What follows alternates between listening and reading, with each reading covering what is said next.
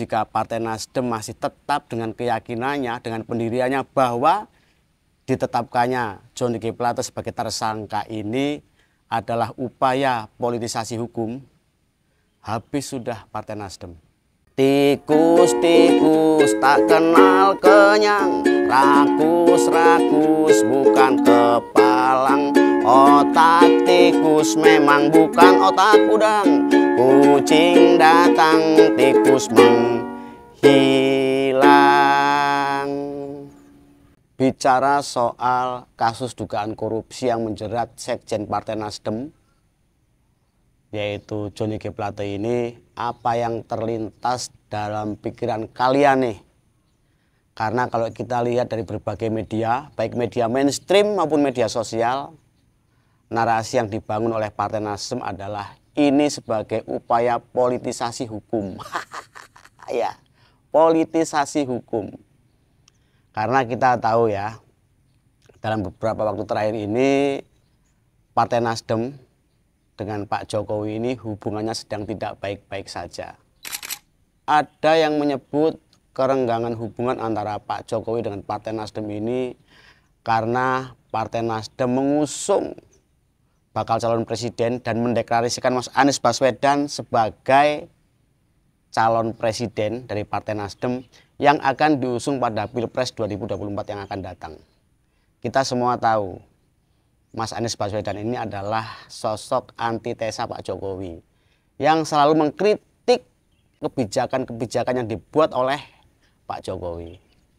Sehingga ketika muncul pemberitaan bahwa ada hubungan tidak harmonis antara Pak Jokowi dengan elit Partai Nasdem yang dalam hal ini adalah Pak Surya Paloh, kita langsung menilai bahwa ini karena Pak Jokowi tidak suka Nasdem mengusung Mas Anies Baswedan sebagai bakal calon presiden.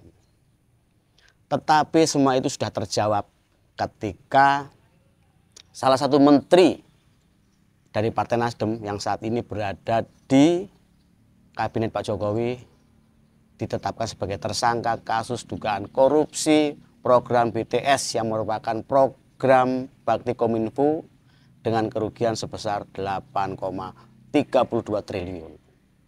Jelas ya. Mungkin selama ini Pak Jokowi sudah mengendus kasus dugaan korupsi itu.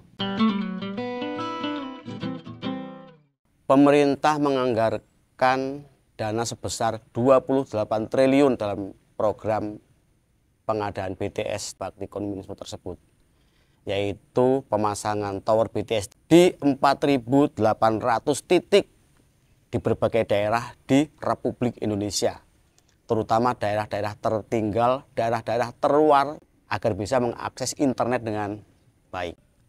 Pada tahun 2020-2021, pemerintah sudah mengucurkan dana sebesar 10 triliun.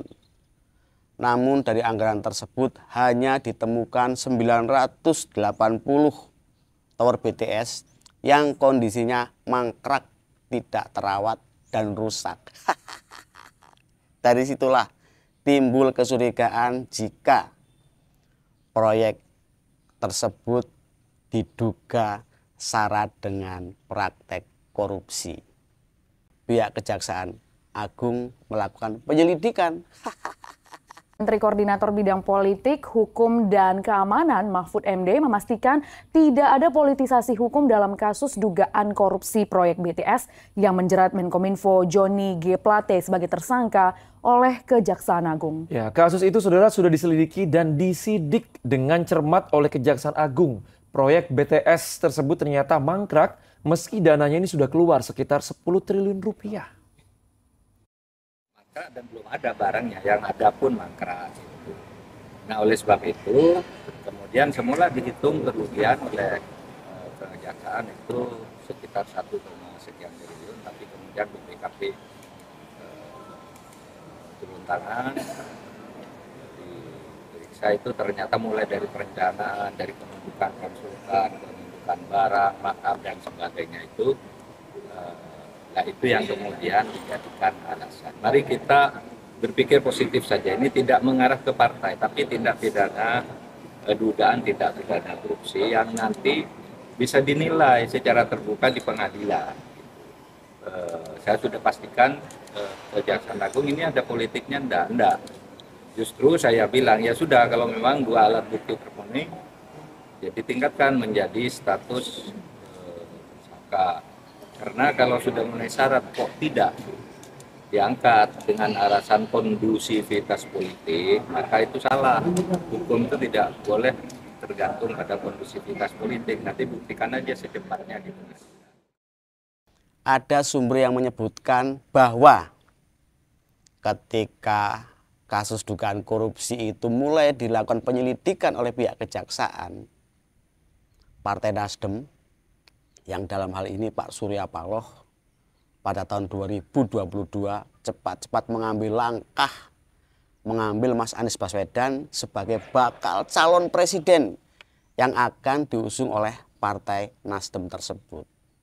Sumber menyebutkan bahwa agar nanti jika kasus dugaan korupsi program BTS Bakti Kominfo ini terungkap, terkuat, Partai Nasdem mempunyai perisai. Kasus ini adalah politisasi hukum. Tetapi apa yang terjadi? Pihak Kejaksaan Agung sudah memeriksa beberapa kali terhadap yang bersangkutan, yaitu Menteri Kominfo atau Menteri Komunikasi dan Informatika Republik Indonesia yang saat itu sebagai pengguna anggaran dan memenuhi syarat bahwa yang bersangkutan layak ditetapkan sebagai tersangka.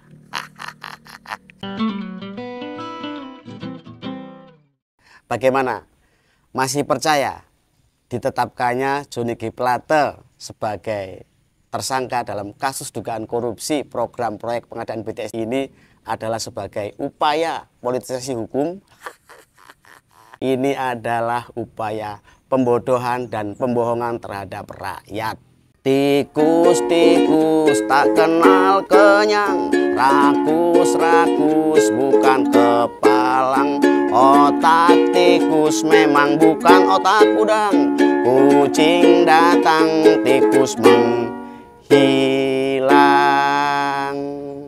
Jika Partai Nasdem masih tetap dengan keyakinannya, dengan pendiriannya bahwa ditetapkannya Johnny G. Plate sebagai tersangka ini adalah upaya politisasi hukum, habis sudah Partai Nasdem.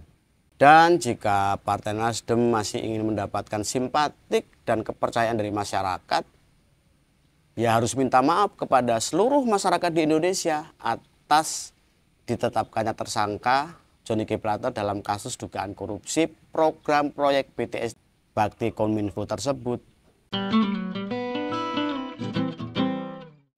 Jadi secara logika, jika ada kasus-kasus korupsi, kasus-kasus lain yang menjerat para oknum politisi, pejabat negara, pejabat publik, ini diasumsikan sebagai politisasi hukum, akan sampai kapan kasus korupsi dan kasus-kasus hukum lain di Indonesia akan bisa terselesaikan? Jangan kita berpikir bahwa politik ini bisa dijadikan sebagai perisai untuk menutupi kesalahan serta kebohongan-kebohongan yang selama ini dilakukan oleh para oknum-oknum politisi.